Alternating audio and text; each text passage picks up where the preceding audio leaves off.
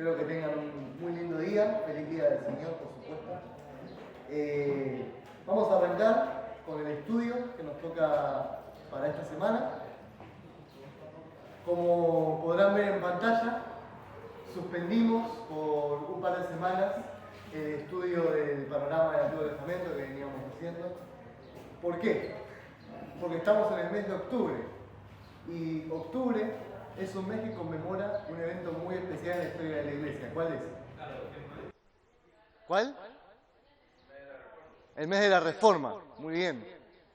En octubre, nosotros, las iglesias que heredamos los estándares de la Reforma, celebramos el mes de la Reforma Protestante. Celebramos el... ¿Qué pasa? Celebramos, como les decía, el mes de la Reforma Protestante. ¿Alguien que quiera explicar en muy poquitas palabras y muy brevemente más o menos qué era o qué es la Reforma Protestante? ¿Quién se anima? Esto es participativo, así que vamos a estar a cada rato, como siempre en los desayunos. ¿Quién se anima a explicar rápidamente qué es la Reforma? ¿Qué fue?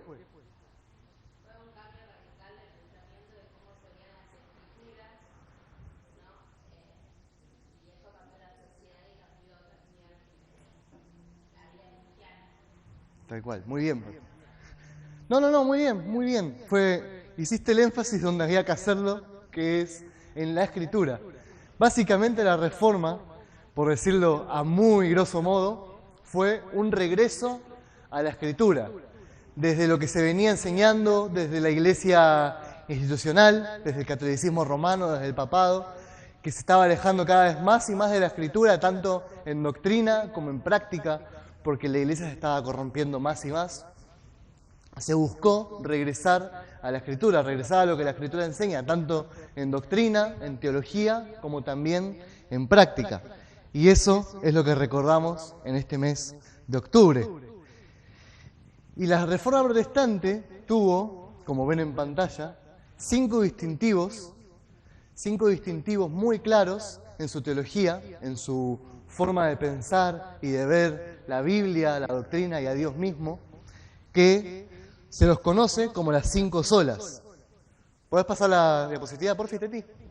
Gracias.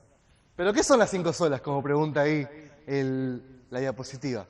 Las 5 solas es, como les digo, un resumen de lo que fue el cambio de pensamiento, el cambio o el regreso a las bases que se dio en la Reforma Protestante. Son 5 frases en latín.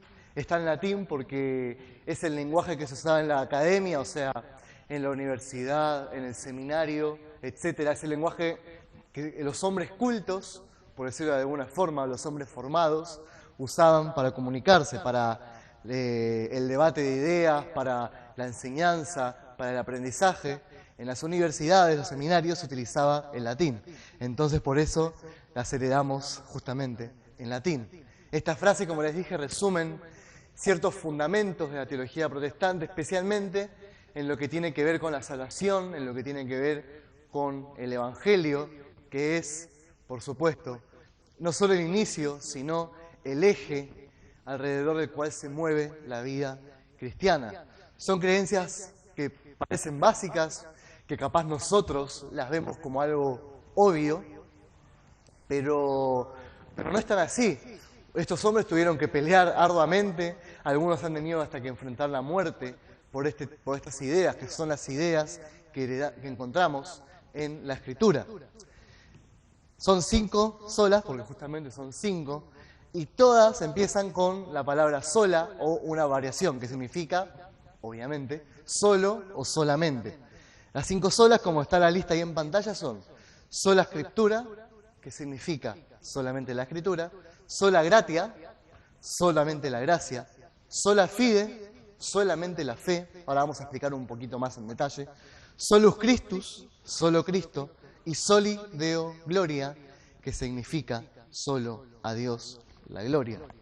Ahí en el recuadro amarillo encontramos un dato interesante o de color, que es que ninguno de los reformadores puso juntas a las 5 solas, ninguno de los reformadores tomó estas 5 doctrinas y las puso en una sola unidad de pensamiento como son las 5 solas, pero sí cada uno de ellos las desarrolló de forma separada.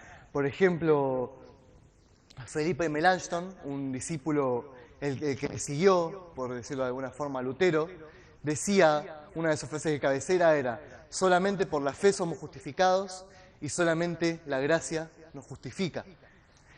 Ahí encontramos dos solas, sola fide, sola gratia. Esto lo decía en latín, por supuesto. Después han habido otros que han puesto, por ejemplo, Calvino puso juntas a sola escritura, sola gracia y solo Cristo, pero en otro contexto, no en un contexto de sentar bases o de fundamentos, pero sí, cada uno de ellos, cada uno de los teólogos que han venido desde la Reforma hasta nuestros días, de corriente reformada, por supuesto, han hecho un énfasis en estas 5 doctrinas, en estos 5 fundamentos de la Iglesia. Pero solo hasta el siglo XX, en el año más o menos 1962, un teólogo, que curiosamente era católico romano, ahí está el nombre, Johann Baptist Metz, fue la primera persona que las puso solas y que las puso como un resumen de lo que creían o de lo que creen los cristianos reformados. Pasamos a la siguiente. En principio las 5 solas, como dice ahí, fueron una respuesta a aquello que la Iglesia Católica Romana enseñaba, a lo que la Iglesia Católica imponía a los fieles, imponía a los creyentes de la época. Estamos hablando del siglo XVI, la época pre-reforma protestante, e incluso antes, durante toda la Edad Media, que enseñaban cosas que los reformadores y otras personas vieron como alejadas de lo que enseñado por la Escritura. Y entonces estas 5 solas son una respuesta a esas enseñanzas que son erróneas, que son equivocadas. Por ejemplo, ahí lo tenemos medio detallado, sola Escritura es una respuesta a la enseñanza católica de que la autoridad sobre la Iglesia la tiene tanto la Escritura como la tradición, que es lo que enseñaron los maestros y los padres de la Iglesia, los teólogos de la antigüedad, y lo que enseña, por ejemplo, el Papa o los sacerdotes, sobre todo los de cargos más altos. Ellos ponen en un nivel igual lo que dice la Escritura a lo que dice el Papa o a lo que dice tal teólogo de la antigüedad. Sola gracia es una respuesta a la salvación por el mérito de los santos. Esto podría verse como una especie de salvación por obras, pero la Iglesia Católica de esa época enseñaba que cuanto más buenas obras hacía o cuanto más grandes eran las buenas obras que uno hacía, uno era, como por decirlo de alguna manera, más salvo. Estaba la creencia del purgatorio, como ustedes se acordarán, de que uno antes de ir al cielo tenía que ir al purgatorio para limpiarse las cosas que le quedaban, digamos, medio sucias, por decirlo de alguna forma, de la vida, y tenía que pasar 500 o 1000 o 2000 o 10.000 años en el purgatorio antes de pasar al cielo. Pero ¿qué dice la Biblia y qué entendieron los reformadores? Que la salvación es solamente por gracia y que nuestro mérito, en todo caso, no nos ayuda a salvar, sino que todo lo contrario. Sola fide se presentó como una respuesta a la salvación mantenida por fe y obras que enseñaba la Iglesia Católica. Estas obras vistas como los sacramentos. No sé si alguno viene de trasfondo católico de entre nosotros, pero se acordarán de los 7 sacramentos, que son una forma, digamos, para los católicos de mantener la salvación. Uno mantiene su salvación, que la recibe en el bautismo, tomando primero la primera comunión, después tomando la confirmación, participando de la Eucaristía, de la misa, confesándose a un sacerdote. También el matrimonio es como visto como una forma de purificación. Y me están faltando creo que 2 sacramentos, pero no los recuerdo. No viene al caso, la idea central es esta. Los católicos creían que la salvación se mantenía por la fe y por la obra de practicar constantemente esos sacramentos, pero la Biblia enseña que solamente somos salvos por medio de la fe. Solus Christus, Cristo como único intercesor entre Dios y los hombres, como dice, si no mal recuerdo, 1 Timoteo 1:6. Esto, por supuesto, como como contraposición a lo enseñado por los católicos, de que la intercesión es por Cristo, pero también por María y por los santos que interceden por determinadas causas, que hay un santo que intercede ante tal problema o tal otro que yo pueda tener, o está el santo para el que yo voy cuando tengo deudas, o al que voy cuando no tengo trabajo, y parecen casi como las figuritas del álbum. Pero bueno, enseña la Iglesia Católica de esta variedad de intercesores, pero en la palabra vemos que el único intercesor es Cristo. Y Solideo Gloria, solamente a Dios la gloria, como contraposición a la idolatría que se da en la Iglesia Católica.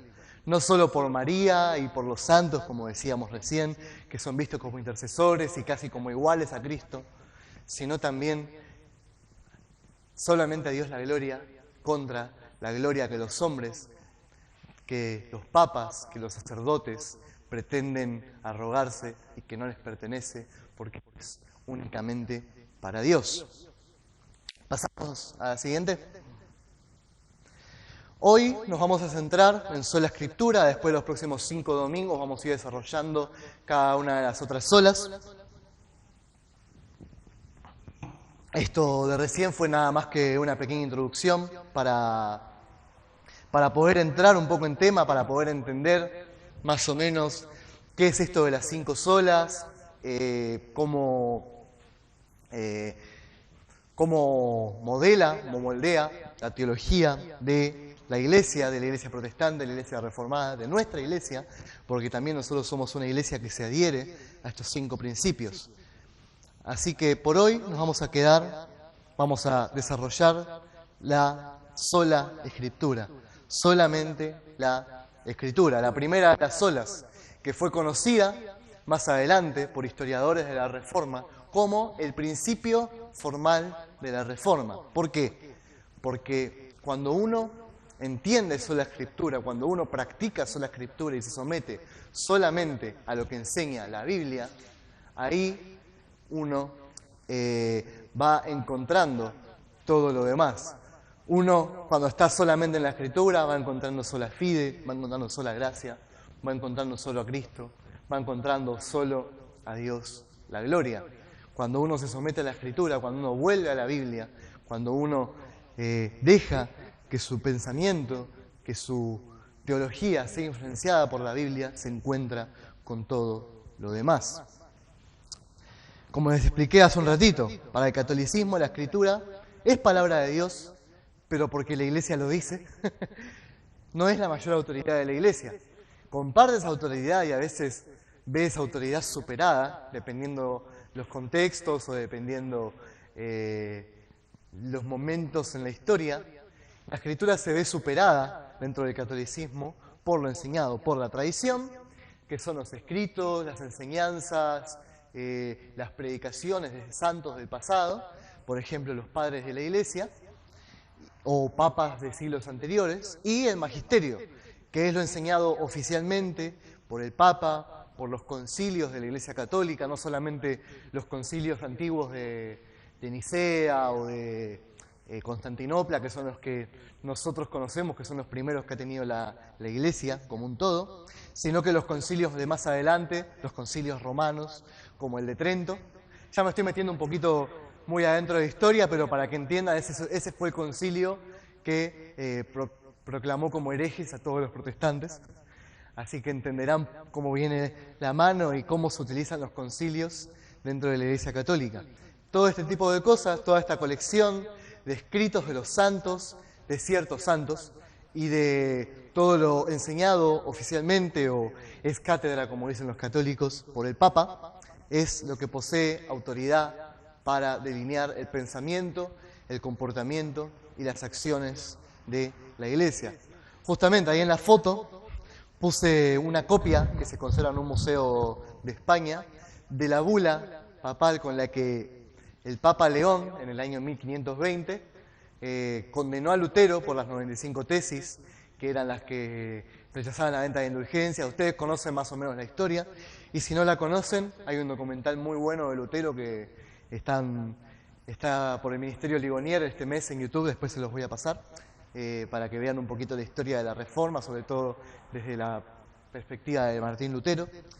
Pero bueno, esta bula, vista como oficial, vista como doctrina por los católicos, es la que condena a Lutero, porque él justamente condenó esa teología de las indulgencias, de tener que comprar con dinero el perdón de pecados, la salida del purgatorio y demás cosas que ustedes probablemente ya conozcan y que por amor al tiempo no vamos a indagar ahora. La foto de la bula es como una ilustración de cómo son utilizados estos documentos oficiales con validez doctrinal para los católicos, con validez dogmática para ellos. Fueron utilizados para hacer básicamente política. Y entonces vemos un poco, más a grandes rasgos, de por qué la tradición y el magisterio no son autoridades dentro de la Iglesia. Pasamos a la siguiente, por favor. Bien. Podemos decir, de alguna forma, como les dije, la Reforma Protestante, la doctrina de la sola Escritura es vista como el principio formal de la Reforma Protestante, porque justamente fue lo que llevó a los reformadores a abandonar las falsas doctrinas del catolicismo, abandonar los errores y volver a la fe pura, la fe ortodoxa, a volver a la Biblia, justamente. Por volver a la Biblia es que estos hombres se han levantado en contra de la enseñanza de la Iglesia Católica y han defendido lo que Dios enseñaba en su palabra. Ahí en pantalla van a ver la frase sumamente conocida de Lutero en la Dieta de Worms, cuando defendía sus tesis, cuando defendía sus escritos y sus enseñanzas en contra de lo que enseñaba el papado de la Iglesia Católica Romana. Y vemos que está sumamente arraigado en este principio de sola Escritura. La voy a leer en voz alta, por si no la llegan a leer. A menos que yo sea convencido, responde Lutero, cuando le piden que se retracte de todas esas enseñanzas en contra del catolicismo, que en esa época era sumamente poderoso y que por no retractarse lo podrían haber matado. Dice, a menos que sean convencidos, se me escapó. A menos que sea convencido por las Sagradas Escrituras o por razón evidente, ya que no confío en el Papa ni en los concilios, que a menudo han demostrado equivocarse y contradecirse a sí mismos. Vean eso. Me veo obligado por las Escrituras que he citado y por mi conciencia que está cautiva de la palabra de Dios. No puedo retractarme de estas cosas, ni lo haré, ya que no es seguro ni prudente ir contra la conciencia. Aquí estoy, no puedo hacer otra cosa. Dios me ayude. Amén. Eso fue lo que dijo Martín Lutero, defendiendo lo enseñado por la Biblia, arriesgando su vida, porque no es chiste, él arriesgó su vida en serio en ese momento y a lo largo de toda su vida, teniendo que enfrentar la oposición de la institución más poderosa del mundo en esa época, por defender lo que él encontraba en la palabra, por defender el principio de sola Escritura, por rechazar al Papa y a los concilios que se contradicen, que se equivocan, porque no son infalibles como la palabra, como vamos a ver ahora. Él y nosotros también desde nuestro lugar, y muchos hombres y mujeres a lo largo de la historia han defendido con su vida esto, han defendido con su vida que solamente la Escritura es autoridad de la Iglesia. Muy bien, vamos a pasar a la siguiente, vamos a ver un poco de por qué creemos lo que creemos en cuanto a la Escritura. ¿Por qué nosotros afirmamos que la Biblia es la máxima autoridad dentro de la Iglesia del Señor? ¿Por qué solamente recurrimos a la Biblia cuando tenemos diferencias en cuanto a doctrina para dirimirlas? ¿Por qué recurrimos a la Biblia para saber cómo manejarnos, tanto en la casa del Señor como afuera? ¿Por qué recurrimos a la Biblia para vivir nuestra vida cristiana? Primer punto, justamente la Biblia es la palabra de Dios. La palabra da testimonio de sí misma en muchas ocasiones. Pueden ver por todo el Antiguo Testamento, cuando hablaban los profetas, cuando hablaban los hombres de Dios, de parte de Dios, validando su mensaje siempre siempre diciendo, así dice el Señor, Dios de los cielos y la tierra, o diferentes agregados, pero el sentido es el mismo. Así dice el Señor.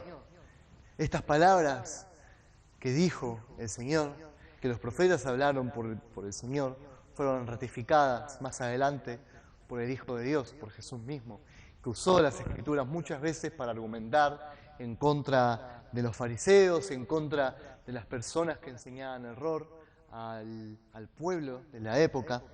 Fueron usadas por los apóstoles, aquellos a quienes Jesús llamó para comenzar a edificar su iglesia, para explicar ciertas cosas, para enseñar ciertas doctrinas.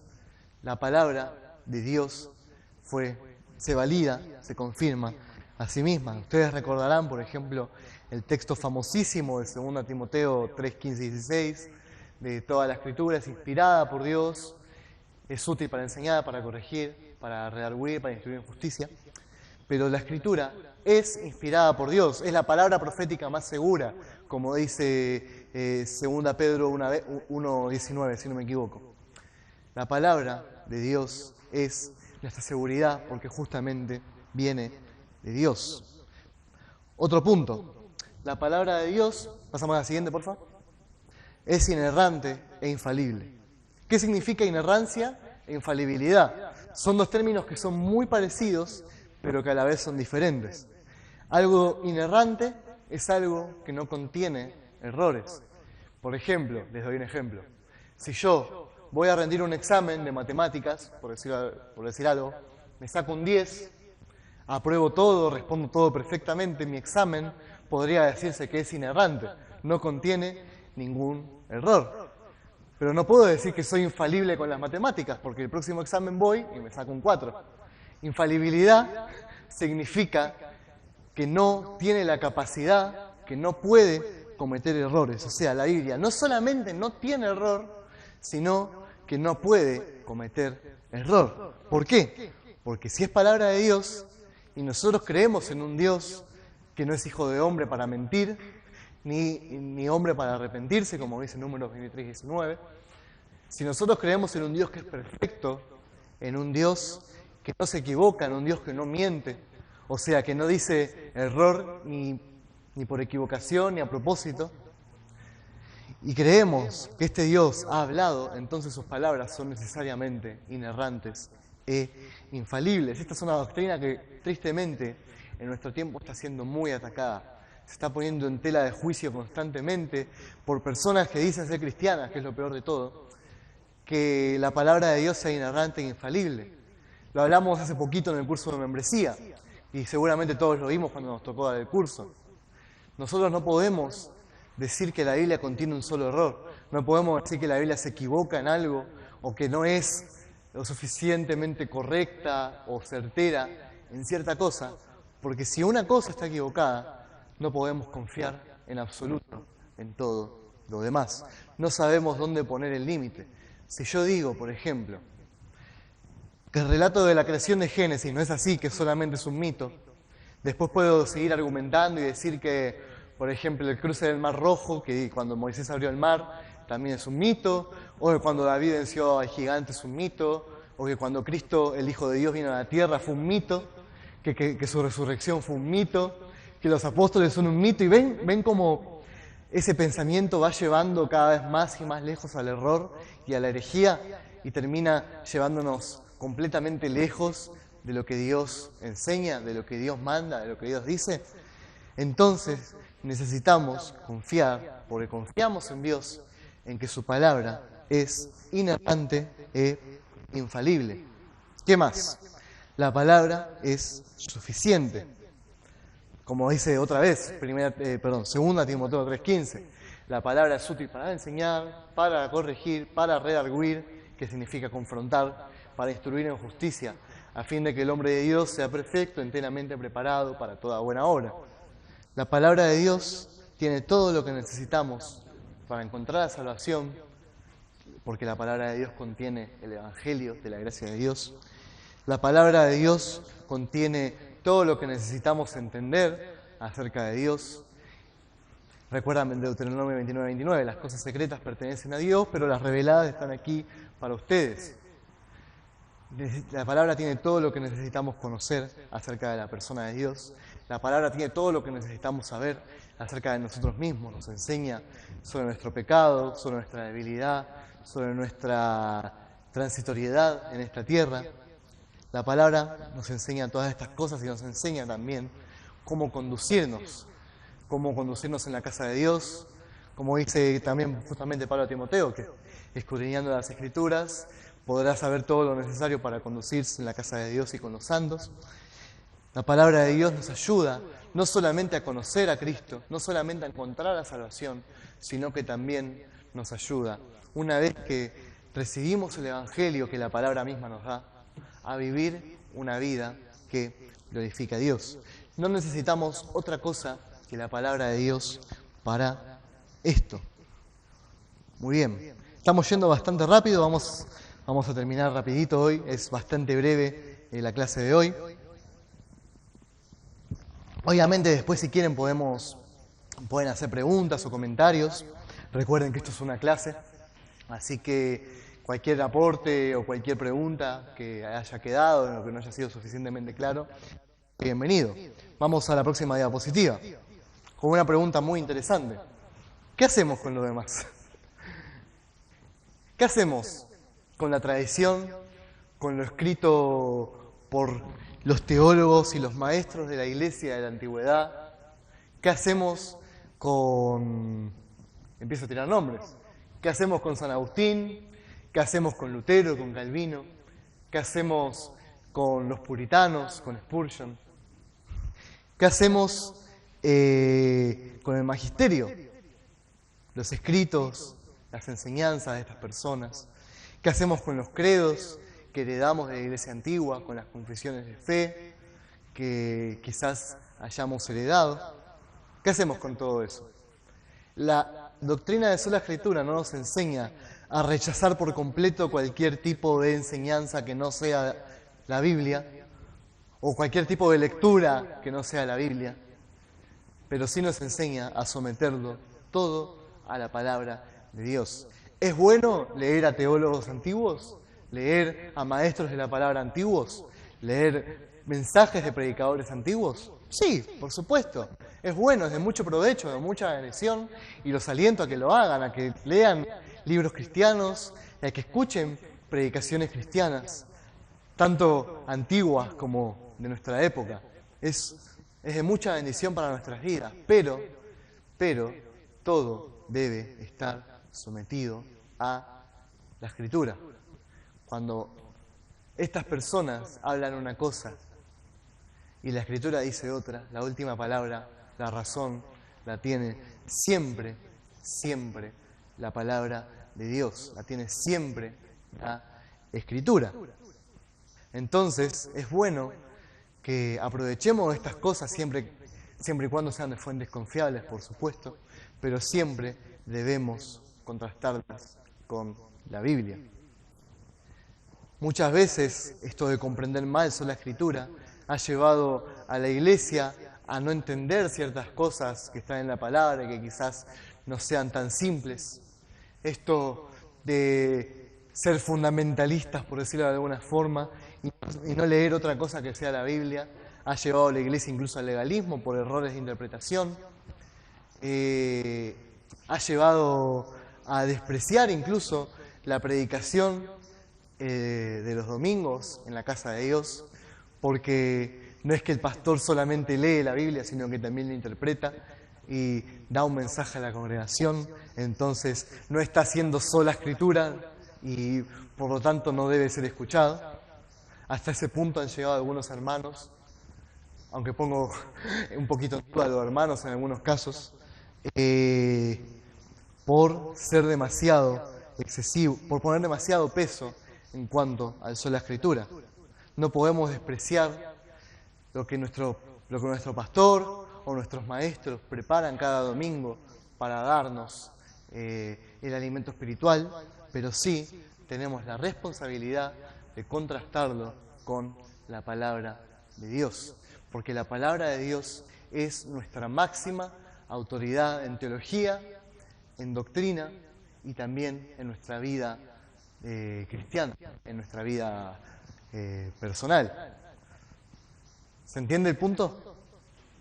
Bien, necesitamos siempre mantener un espíritu como el de los hermanos de Berea, como se dice, el espíritu bereano, como está el pasaje ahí en pantalla, Hechos 17:11. Los hermanos, los judíos en realidad, que estaban en la ciudad de Berea, recibieron el mensaje que Pablo les predicaba con mucha atención, y todos los días examinaban las Escrituras para ver si era cierto lo que se les anunciaba. Hechos 17:11. Ellos examinaban en la Biblia lo que Pablo les decía, y al ver que fue verdad, aceptaron el Evangelio. Entonces, algunos consejos prácticos y terminamos. El primero, creo que es bastante obvio, hay que leer la Biblia. Yo sé que parece bastante obvio, pero no siempre lo es. Y creo que todos podemos decir lo mismo.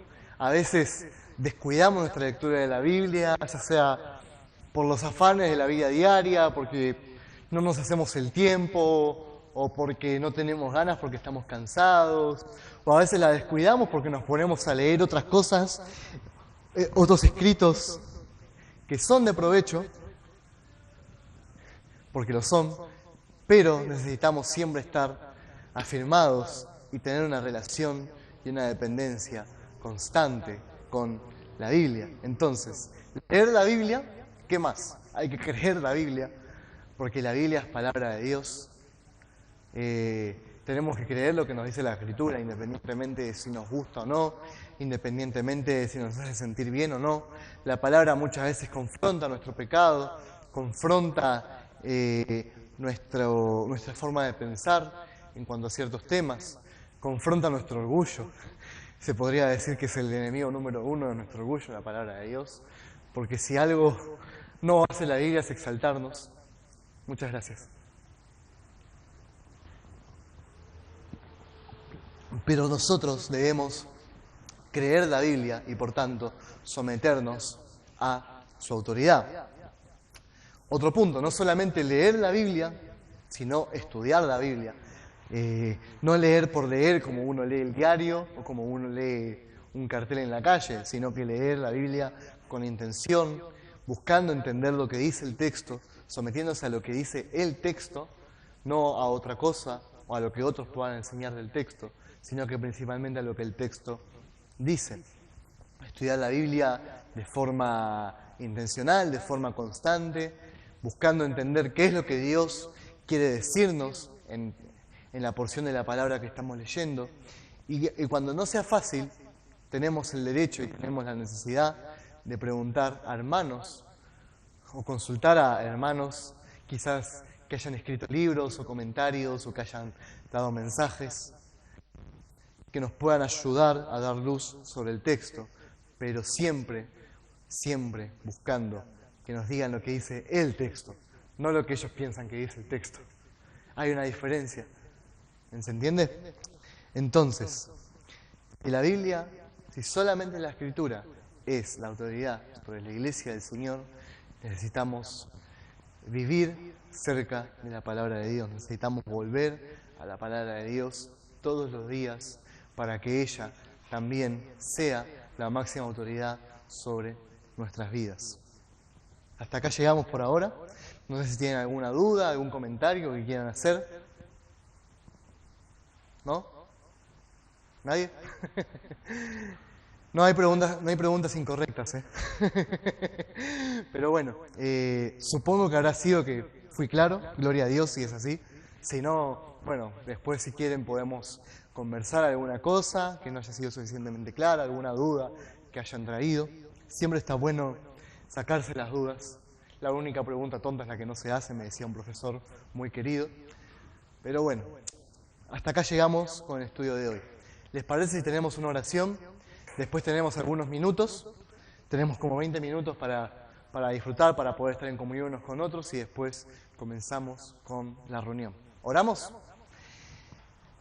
Padre nuestro que estás en el cielo, Señor, cuántas gracias te damos por tu misericordia, Señor, por tu amor hacia nosotros. Te agradecemos por tu palabra, Señor, por la palabra que nos has dado, que es tan hermosa, Señor, que es tan útil para nuestras vidas, que es una bendición, Señor, para nosotros.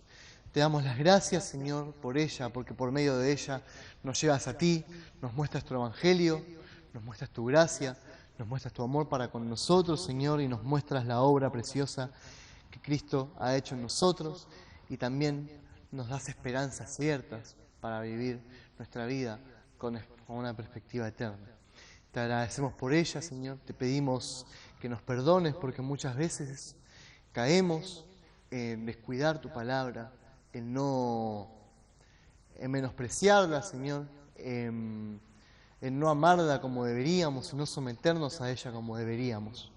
Perdónanos, Señor, y ayúdanos a vivir vidas que dependan constantemente del alimento de la palabra de Dios, de la leche espiritual no adulterada. Te pedimos que nos ayudes, Señor, a vivir en tu palabra, que bendigas, Señor, a quienes nos enseñan cada día tu palabra, para que puedan hablar lo que tu palabra dice, lo que tú has querido decirnos, Señor. Y te pedimos que nos acompañes siempre, Señor, para que podamos depender de ti por medio de tu palabra. Te damos la gloria y te damos las gracias, Señor, en el nombre bendito y santo de Jesús. Amén.